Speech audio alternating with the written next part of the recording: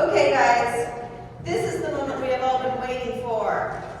Give it up for our Hellraiser cast.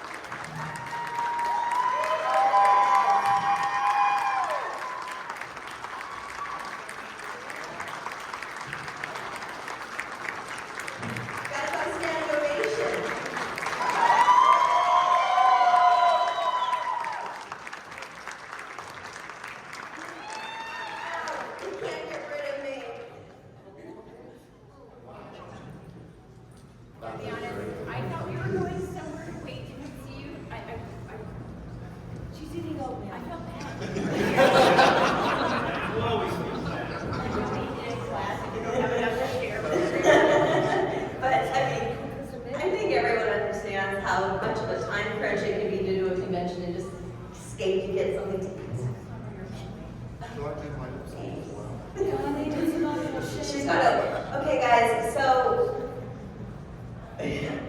many. It's okay. I would love to know how Hellraiser came into all of your lives. Now, we only have 2 microphones, so we're just going to have to pass it down this way and pass it down this way, okay? How Hellraiser came into our lives. Yeah. Well, I walked into a room and Clive Barker was there.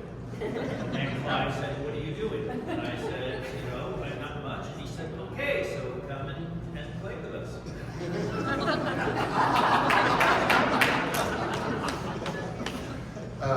Okay, so I had been a friend of Clive's for about 3 years in Sydney. I'm making a movie. Would you like a part in it? There is some makeup involved.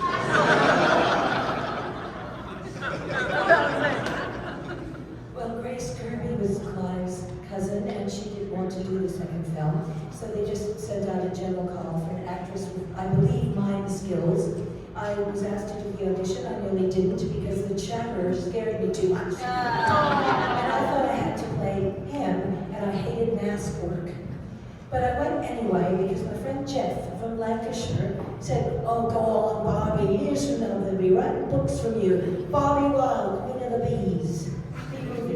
So I went, and I knew what the word Cenobite was, and I contradicted the director because he thought it was a word Clive had invented. And I said, "No, it wasn't." I got into an argument, and I was right, and he still gave me the part.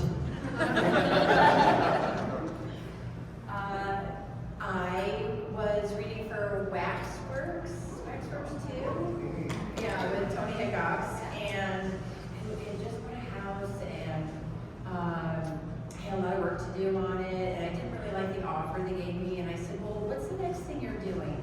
And he said, "Hellraiser." I'm like, "What? Is there a part for me in Hellraiser?" And he's like, "Yeah." I'm like, "Well, great. When you're done with Waxworks, come back. I would read for that. I want to do that. I love that. Oh my God, because Andy's was the one I was just like, holy shit. What the fuck is that? Right? So, yeah.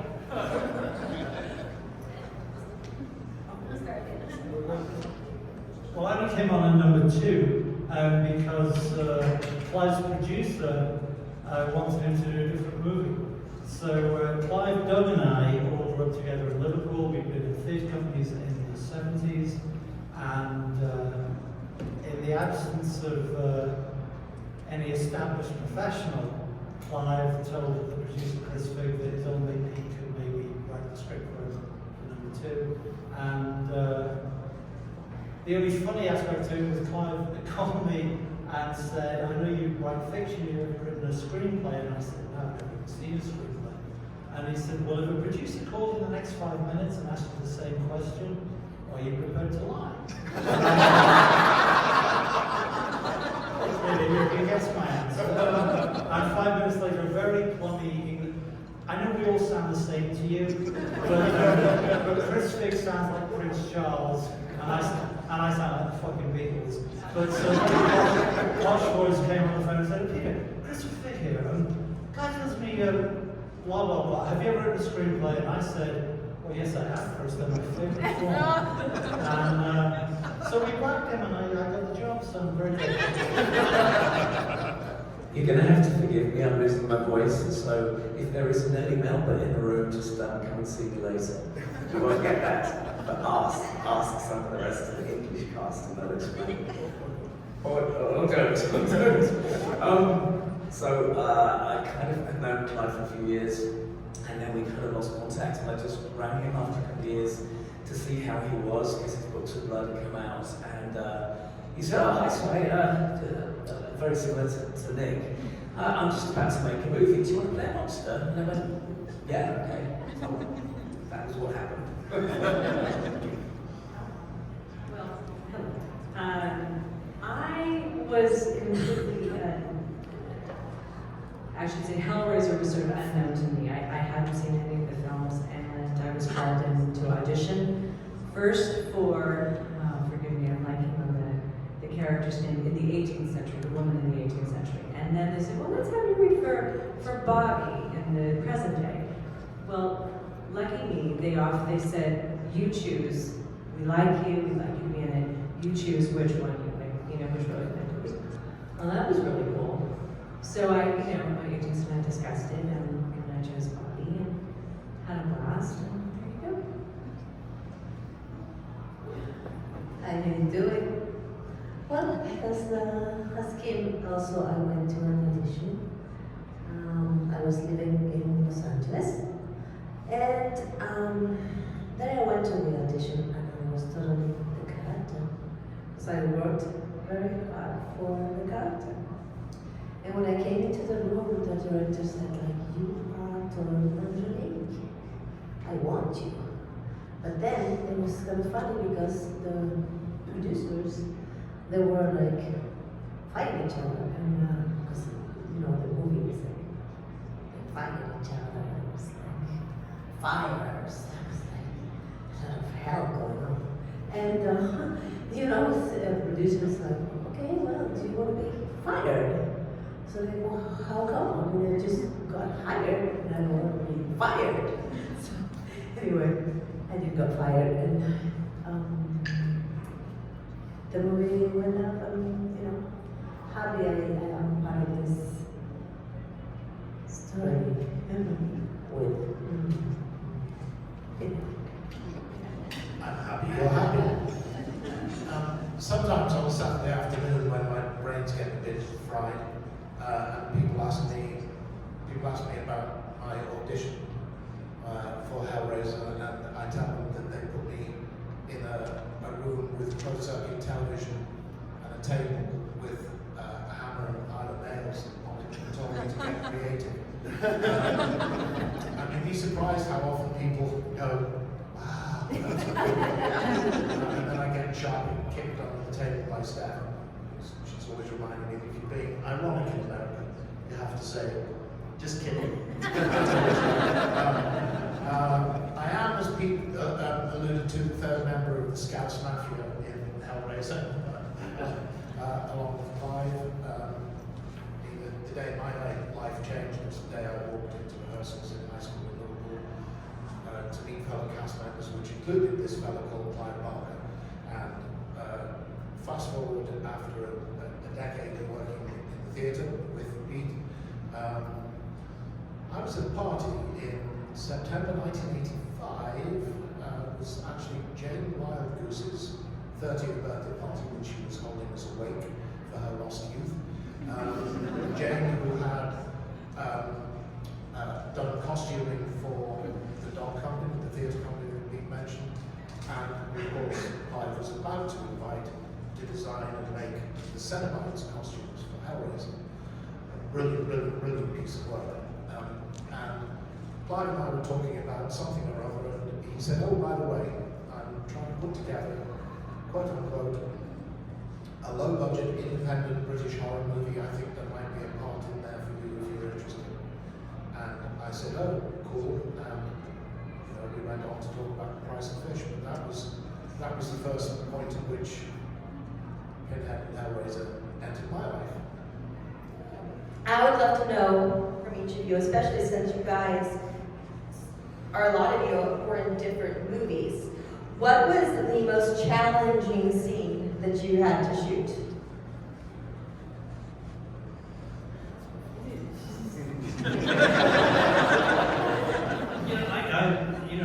When I'm playing roles that I enjoy,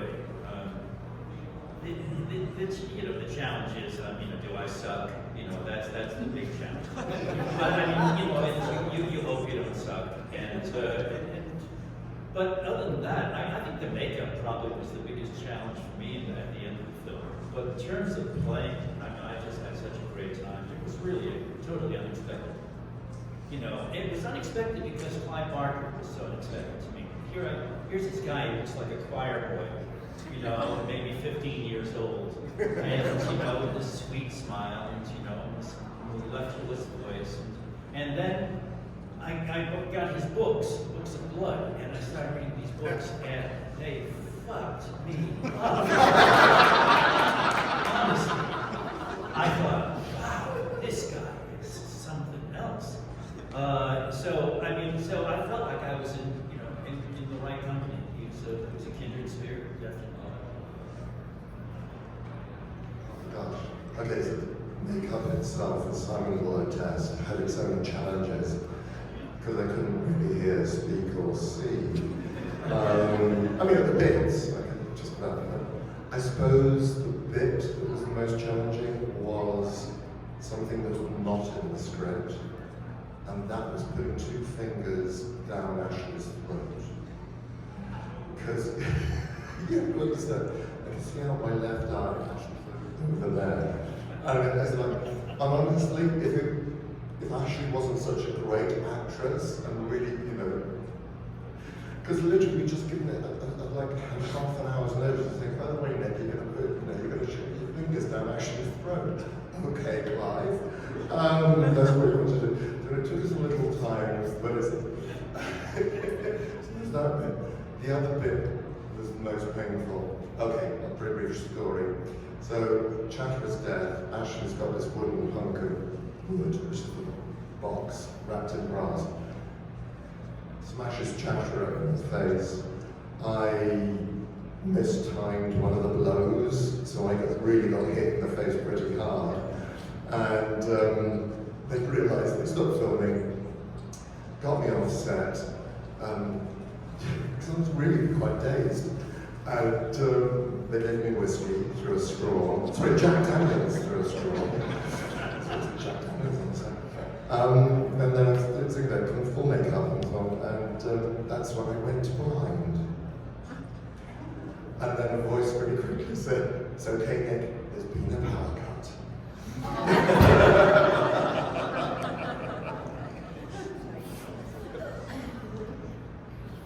Earlier today, I managed to hurl a cup of coffee at myself, and now I just want to take it. This is such a great day. Anyway, most challenging scene has to be the first one I did, which was, funnily enough, the entrance scene of the Cenobites in Hellbound, because I was supposed to leave. I'd been visiting my parents in upstate New York, and my flight was from Toronto. It got delayed 24 hours. So instead of arriving on the Sunday, chilling, I arrived on the Monday and had to take a cab from the airport to Pinewood. I was exhausted, had to sit in a chair for 4 hours getting my makeup on, half an hour for the costume. Everybody was annoyed at me because I was late, then we had to wait 6 hours to get in front of the camera. So I'm walking through, and people are telling me what to do and stuff, and I'm like going, oh. And there's dry ice, and people are sort of, there's Tiffany playing with the box, and I'm thinking, I actually felt like I was in the movie. Because I went up to Tony Randall and said this really pathetic thing, "Tell me what's my motivation?" Because there were very few rehearsals for this. And he just looked at me and he went, "You're dead." Okay. So I felt dead because I was so jet-lagged. So it was, but that scene, when you see it, it's kind of, it was quite an extraordinary scene. It was introducing everyone, and I certainly felt brain dead when I did it, So this feels a little bit like a walk of shame because I've never been asked this, and I'm going to be really honest. I took myself a little too seriously. Like, I didn't want to meet Doug, and it was like, okay, we're going to do this scene, he's going to be in his makeup, and I don't know, I was like doing this whole, I was in Stella Adler's acting class, and I'm trying to make everything like super serious. You were there too? Right? Stupid American actresses trying to make it really oh my gosh, offended when they're joking around like, no, I'm serious, I have to cry, this is horror, and this one says, oh my god, yeah, right? So stupid. So when I would go back, I would way be relaxed as fuck about the whole thing and have more fun. I think, the hardest thing though, really hardest thing, physically, was doing the night shoots because I ended up getting bronchitis. Yeah, right? And I was taking night roll during the day. We were out in the middle of the field doing the World War I trenches, and you were wandering around in that down nightdress. Right. Yeah. Yeah, I love those scenes. I have You have the whole uniform on. And Tony sort of had this like 70s, like, swashbuckling director thing going on, and having his eyeliner on no matter what we were doing. And but it was kind of like drinking the Kool-Aid doing the movie because it was like this pleasure playing thing. We were young, we had fun, and I was, you guys were recording, so that's one to say for now.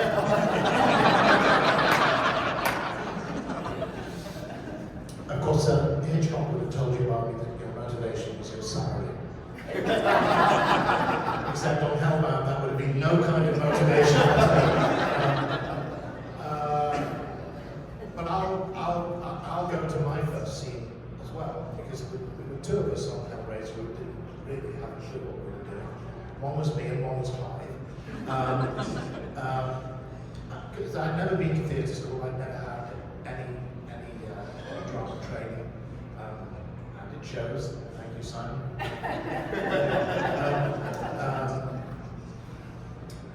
So I'm getting used to this whole notion of, okay, I understand that assistant director, first assistant director. Oh, there's a second assistant director. Why? He's assisting the assistant director. Oh, well, there's a third assistant director who's assisting the second assistant. So which one of you do I really need to pay attention to? So I'm getting used to all of that. And then it's a little matter of 6 hours in the makeup chair and face covered in latex and glue, and contact lenses not made to my prescription. So it was like being, I've said it was like being indoors on a dull day with the curtains drawn, not wearing my glasses.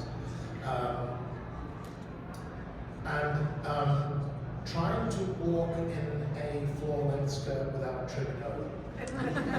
So I'm trying to deal with all these things, and so We Want the Man Who Did This was the scene. It's my first scene in movies. This was my first movie.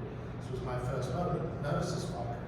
And they said to me, this will be your starting position. I have a starting position. Take a few steps forward, raise my hand and say, we want the man who did this.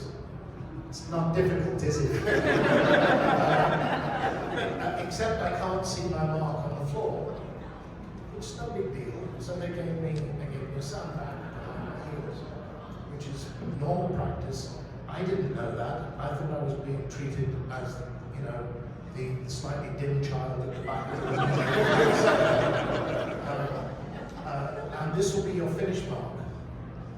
Well, I can't see that mark either. So they nail a piece of wood to the floor of the soundstage, so you can feel it with your toes and you don't have to go down. It's normal practice, but I didn't know that. Then we set off trying to walk, and I tripped over the skirt. I did it twice. So they brought clothes pegs on set, and they rolled up the hem of my skirt and clipped it with clothes pegs. So any pretensions I now have, any sense of grand importance as the dark poke of hell, skirt with a clothes patch around the hand had quickly evaporated. Finally, they told me that my eyeline would be just to this side of the camera. Well, to me, there's a black hole out there, and if there's a camera in there at all, I have no idea where it is. So they hold up. I'm not making this up. A pin light, which is just like a tiny little torch light. So that's my eyeline. And someone said, right, shall we rehearse this? And at that point, a voice behind the camera, I never located the owner. I knew it wasn't I, I'm certain it wasn't so. Don't know who it was. If I write my memoirs, it might just be the title. The voice said, does he know his line?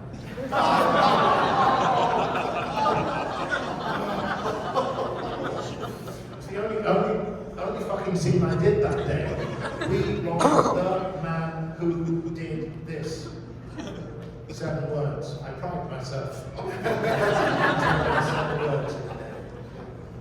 It all got easier That was fun. Anyway, It was very scary to me when I was next to him, because when he had his makeup and costume on, he was a total freaky hell person. And I was so scared of this. And then he'll take the makeup off, and he was a sweetheart. You know?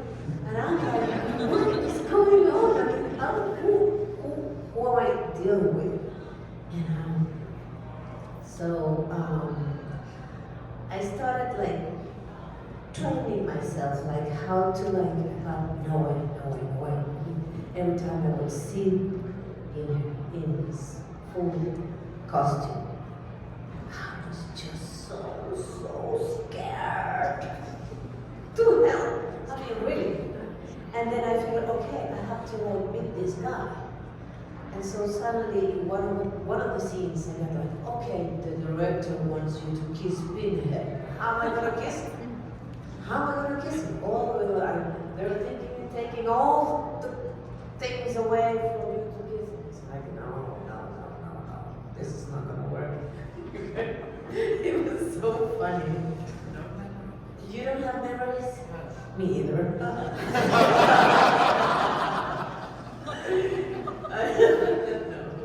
No, I'm not making it up. So anyway, we had strikes, we had fires, we had a lot of hell going on. Your son? Yes, you got chicken pox too. Well, let's go. So it was something that we survived. That was a good part of it. We survived. Barely. And for my character also, I always thought someday, I'm gonna be Pinhead. So I'm still going in my head, but how am I gonna do it? But we'll get to it. Thank you. I am from now on, when sometimes I'm asked to add my character name after my signature, and it's usually either Pinhead or the Hell Priest, since the Scarlet Gospels. But from now on, it's going to be Freaky Hell Person.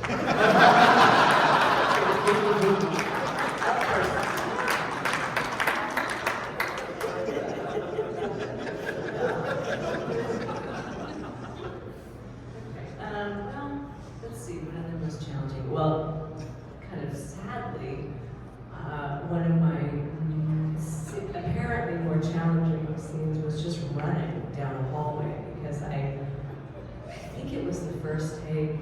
It was either rehearsal, I think it was the take actually, and our director, Kevin Yeager, said to me, Ken, I want you to, they were at the far end of the hall, and I was going to run, like truly my life did depend on it, because it did, and he said, I want you to just just let it go, run.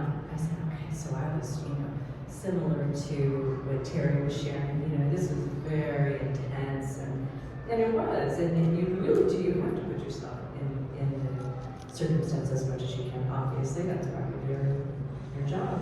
So I was revving myself up so much to run down this hallway that I took off. I think like I've never run before in my life.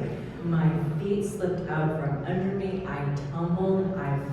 It was so embarrassing. And then I ran and I started tumbling, not supposed to happen. And I ran and I tumbled into the camera. And fortunately, the camera was okay. Camera operator was okay. I was okay. I was morbidly embarrassed. So Kevin. Is that the first question? Is the camera okay?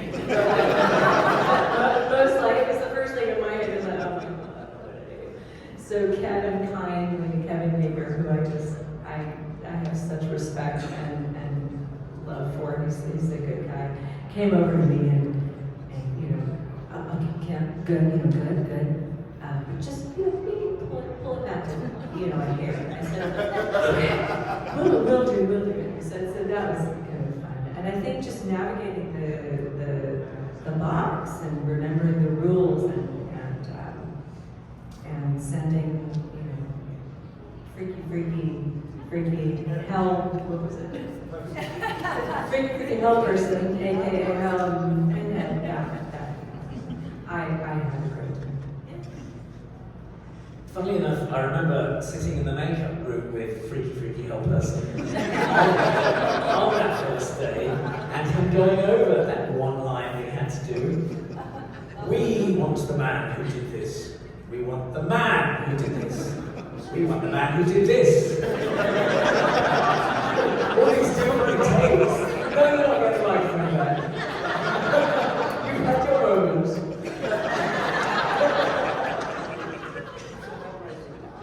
It was the Hellraiser man. That's true. We always joked that we would be the Hellraiser band. We'd be the Cenobite band and a rap band, and that's why we really was going. We want the man to do this. I can't rap, I'm 62. So, but was it? Very good. So yeah, again that first day, Nick and I were completely blind, virtually deaf. My nose was sealed up, so I couldn't breathe through my nose, and I had these huge false teeth glued to my own teeth. And so Nick and I sat there going, just to breathe for 8 hours. So they led us through on the first time on the set, and for some reason the message hadn't got through that Nick and I were completely blind. So we could hear people talking to, we had no idea what the set was or where the other actors were, and the next thing you heard was, well, Justin, because I could hardly hear, was, and okay, I have no idea what I'm supposed to be doing. So evidently, Nick and I just kind of both wandered off in some random direction.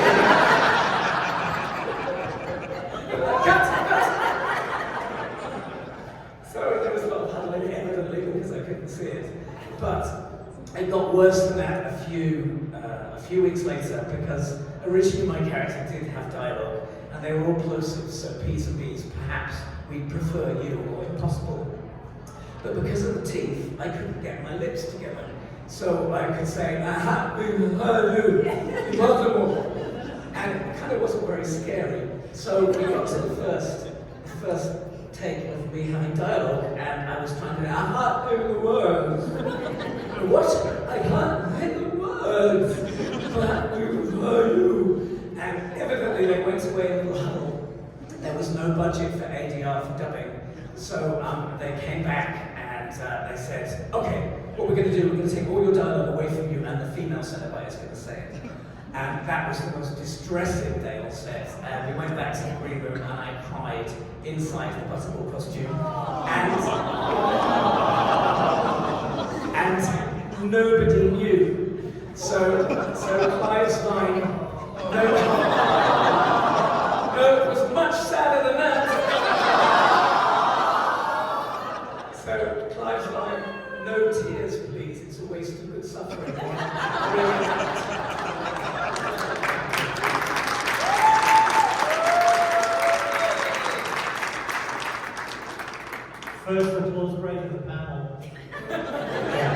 Well,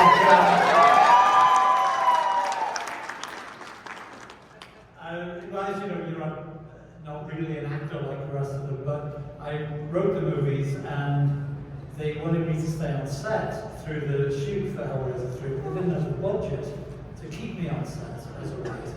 So Tony Hickos, God bless him, said, well, play a fucking Cenobite, we'll pay you as an actor. So I got to play a Cenobite, which was great. And nothing was particularly challenging. My main scene was to chase Terry down Elm Street, which was lovely. But at one point we had a local pyrotechnics guy who was fantastic and really knew his job. But I had the sense he was a little too into it. And when you see Bobby breathe fire directly at the camera, it's a dummy. But they wanted to do a thing where you actually see my mouth open, so they did the trick perspective thing. The camera's here, I'm here, and there's a shoulder-mounted flamethrower over here that's going to, when the camera looks this way, it looks like it's coming out of my mouth. So, not being a professional, I said to the guy, I don't want to flinch and fuck it up. How big is the flame going to be? And he said, it's going to be fucking huge. And I thought, alright, well, let's go on this and so they rolled and I opened my mouth and it was fucking huge. But he really knew his job, he really did. And it was great. And then he came back and dismantled it and said, how do you feel? And I said, yeah, it felt kind of good. And he looked around as if let me into a secret club and said, go on in. He's been in jail for the last 40 years. No. But yeah, he loved his flames. Okay, guys, let's open it up to some audience questions. Raise those hands. I know you got them. Are you serious? I can do this all day, but this is your show. What do you want to know? There. I was just interested, how did they film the chapter dog, especially when you were on the table fighting through the box with it? Was it like an animatronic? Was it a full body dog? Is that a question for me?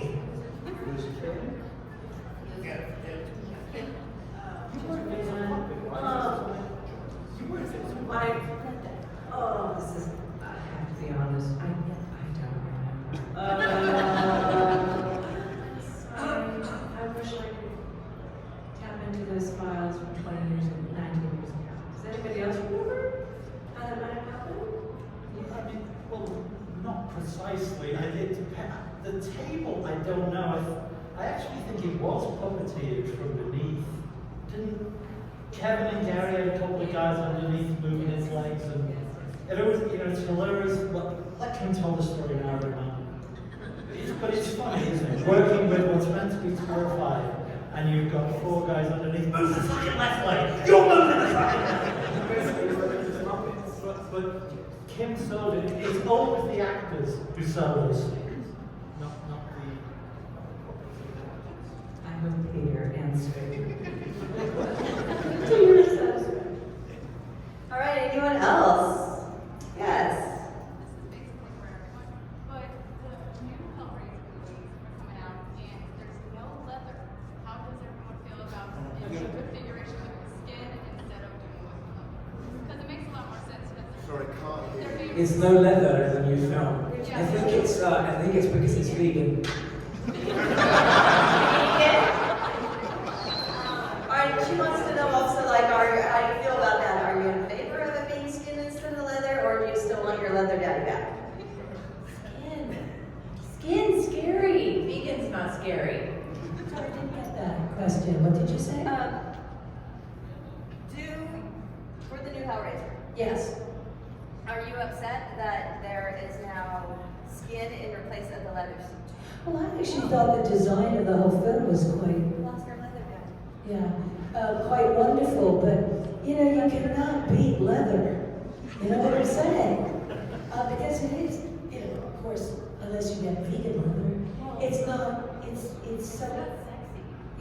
Leather isn't sexy? No, vegan leather is not sexy. Although I have a vegan friend who would argue with that. But, No cows were killed in the making of the new Hellraiser.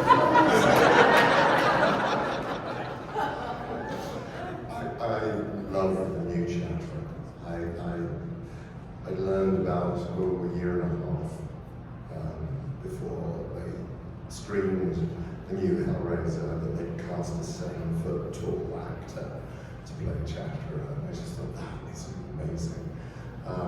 Jason, who plays a lovely guy, with messaged back and forth a few times. And I just thought the whole vibe and design of the new Hellraiser was great. Really, really good. Good time. I got nothing to say on this.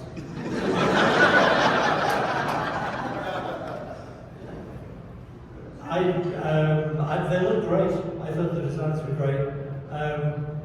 I thought Jamie was great with the new Pinhead, and I realised it's like Doug will always be Pinhead, but Jamie's a pretty good Pinhead. So if Doug is the Bela Lugosi Dracula, Jamie can be the Christopher Lee Dracula, or both can exist in alternate timelines. I thought it was an interesting look, but I'm not quite as into leather as Bob in science. And Jamie and Doug would make lovely little pinhead babies, I think, as well. I said you and Jamie Clayton would make lovely little pinhead babies together.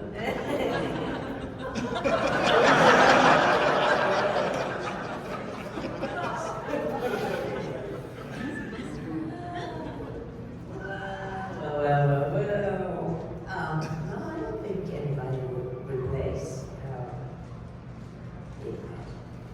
for me, the saga, the whole saga, with you.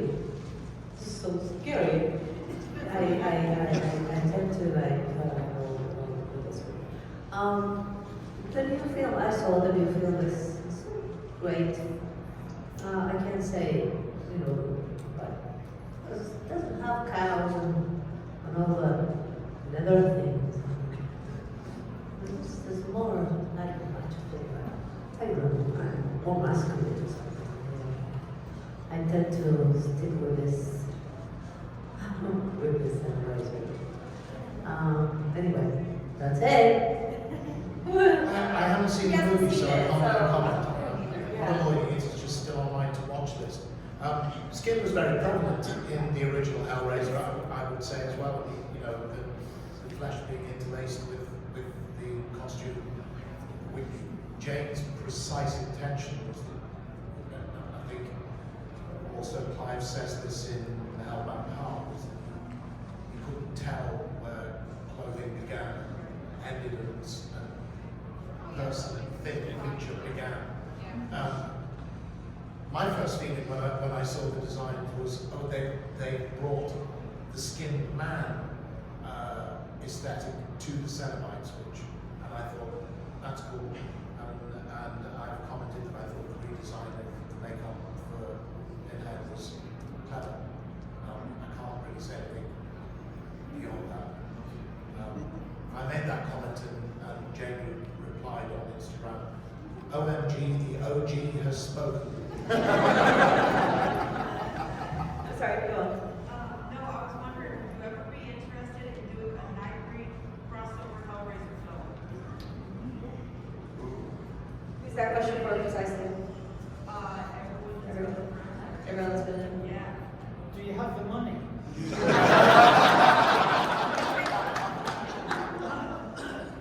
It was done in the comics, wasn't it? Harry Potter? Yes. Yes. Yeah. Yeah. Yeah, it was. Okay. Sure. Speak to my agent.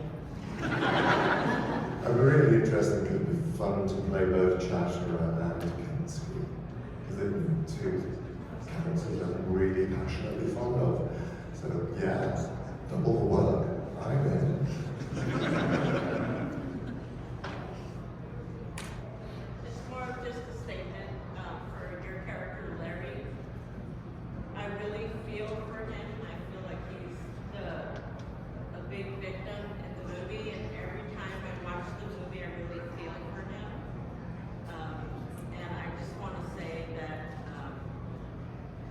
how do you feel playing that character where you're innocent and you're trying to be a good father, you're trying to be a good husband, he gives his wife everything that she wants? How do you feel?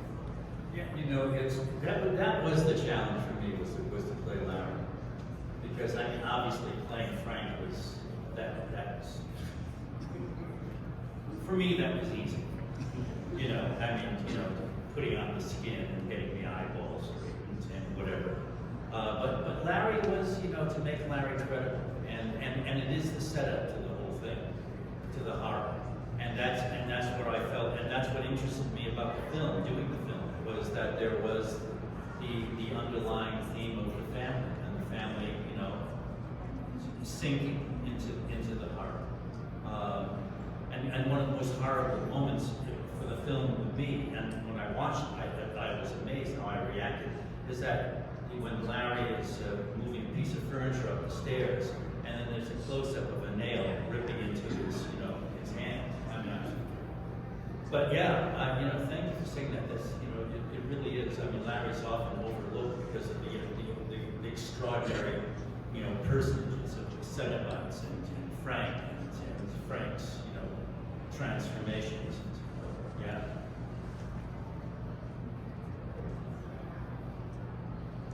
All right, anyone else?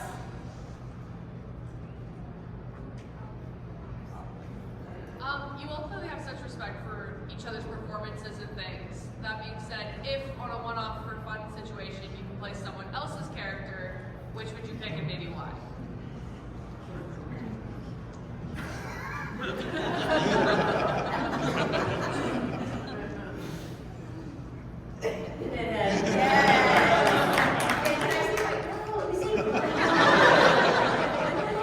Because he didn't kill me.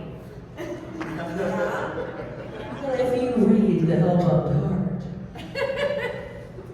the lead Cenobite was female, right? So, it's a pretty sexy part. I think, and you did it. Pinhead, yeah. Right. Yeah. And might I say, you kind of have the natural voice of what Clive described in the story. That's only because I've been talking 3 days straight. Oh, I'm sorry. Yes, Pinhead, but Julia, what a diva of horror. Little mousy, housewife with big hair and shoulder pads becomes this extraordinary creature who entices men to her attic and hits them over the head with a hammer so she can get her lover's skin back. Who wouldn't want to play that part, girls? That's what I call dedication. You know what I'm saying? So, Julia, yeah, open. Julia? Oh, I'll do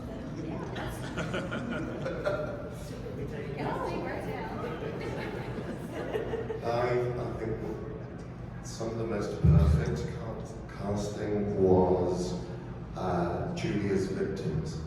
The three men. Oh, they were great. Those three men who came to the house, they had. Yeah.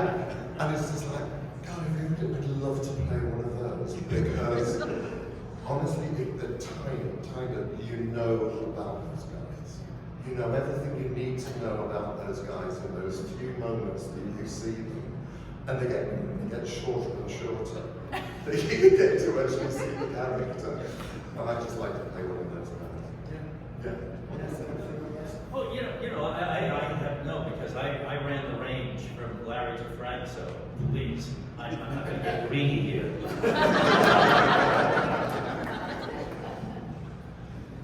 Of course, the interesting thing about the businessmen, I've always said, is that because the movie was originally written and at the beginning of filming intended to be taking place in London, and midway through when we all decided that they were having a sequel and it was going to be in America, there was a lot of backfilling to try and make Hellraiser convincingly so there was a lot of odd things. So that Kirsty's boyfriend, anyway. Hellraiser now no longer takes place in London, but in some unspecified American city, not New York. But the businessmen are all British.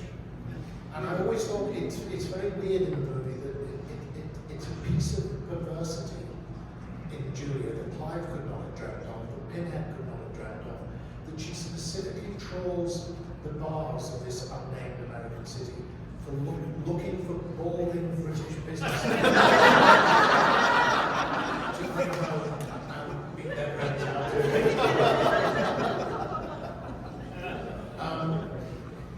Well, obviously, I would play the mattress delivery guy. Did you learn your lesson saying that? It would not be the serious answer would be Dr. General.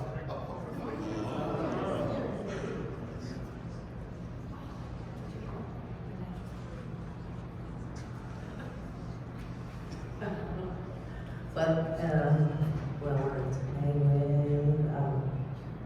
I love my character a lot. I was in love with Angelique, but I also like being dead. So I would play the big head. Freaky.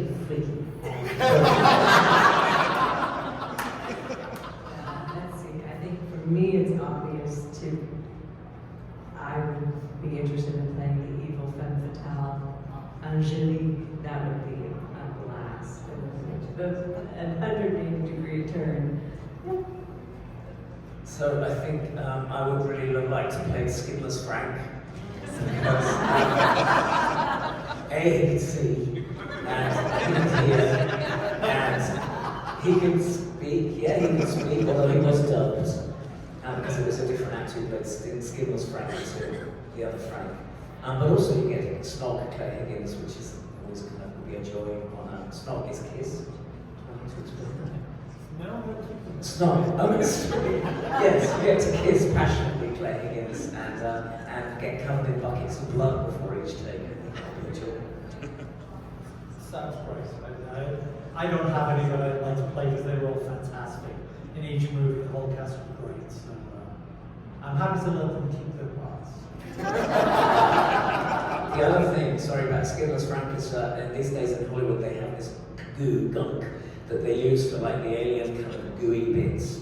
But back then they used KY jelly, so playing Skinless Frank you would be covered in KY jelly every day, which also was kind of one of my fantasies. Do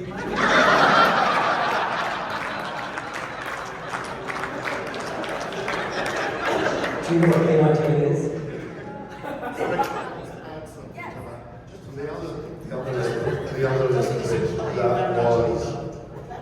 The other liquid that was frequently used on Hellraiser and fondly referred to as elephant cum was made up of snowflakes dissolved in water, and that white goo that you see, yeah, that kind of show.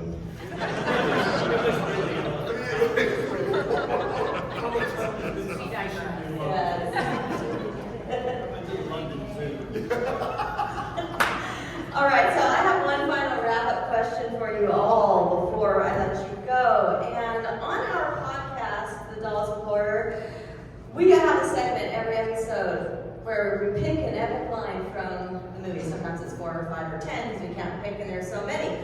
I would love to know, can you pick an epic line from any of the Hellraiser movies? And it doesn't have to be your own. What is your epic line?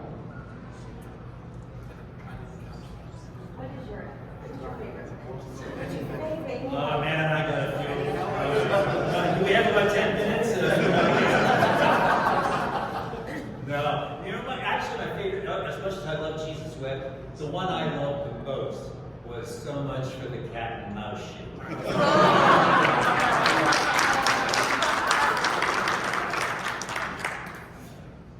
Funny enough, it's one of yours. Sorry, babe, it's nothing personal. Doesn't Claire say that? What? I don't know. Sorry. Sorry, babe, it's nothing personal. So, Just after it slaps the back. Yeah, well, in Hellraiser 2, she grabs Frank's heart and holds it up, and it's bleeding and still throbbing like it's in her hand, and she goes, nothing personal, babe. And it's her response to that, which I like. But of course, there's always the old standard, time to play. I forgot about the cat. I feel like I need to watch them all again to be able to pick one. But I think it was always whenever, Doug, when Penn had had a line like that, so much for cat and mouse. Those kinds of lines were so like, oh my God. Yeah, all of those from him that were just like, shit.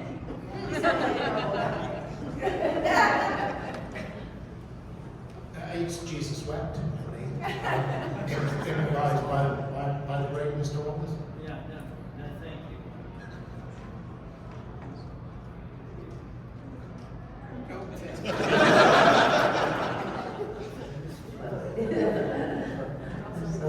So many lines. Great lines. Yes. One of the lines that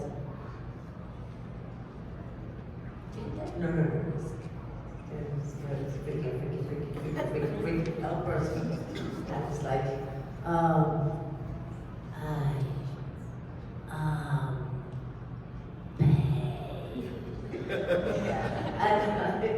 I really like, so I said, no way. I am paid. So, typical line.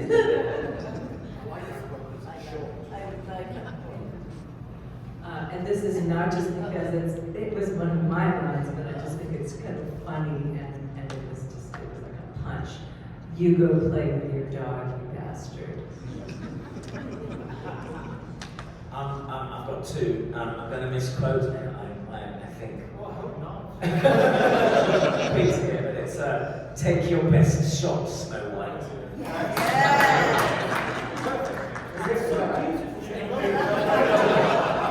And the other one was one of my favourites every day was that's a wrap. Get the actors out of makeup now.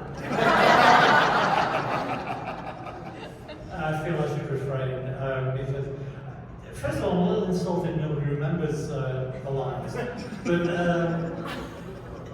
seriously, I see people wandering around with T-shirts with phrases that I wrote from the first movie or I wrote from 2, 3, and 4 on T-shirts, and it's just thrilling and touching to see that people remember that shit you typed on a manual typewriter 30 or 35 years ago. So thank you very much for remembering all the lines you do remember.